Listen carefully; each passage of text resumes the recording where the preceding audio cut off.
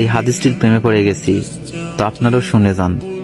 আপনি যখন নিজের ঘরে নীরবে কান্না করবেন, আল্লাহ তখন ফেরেশতাদের উদ্দেশ্য করে বলেন, কোন জিনিস আমার এই বান্দার চোখে পানি আনলো? ফেরেশতাগণ বলেন, আপনার বান্দা সুখে নেই, আপনার বান্দা অনেকদিন হাসেনি। এই বলে ফেরেশতাগণ কান্না করতে থাকেন এবং আল্লাহকে বলেন, হে আমার রব, আপনি তো জানেন আপনার এই বান্দার হৃদয়ে কি রয়েছে, অতএব আপনি তার জন্য সবকিছু সহজ করে দিন।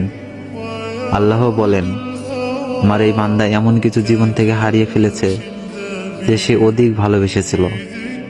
অতএব আল্লাহ বলেন, আমি শপথ করছি, আমার বান্দা যা তার জীবন থেকে হারিয়েছে তার চেয়ে উত্তম জিনিস আমি তাকে এনে দিব, যা দেখে দুনিয়া ও আখিরাতে সবাই বিস্মিত হবে।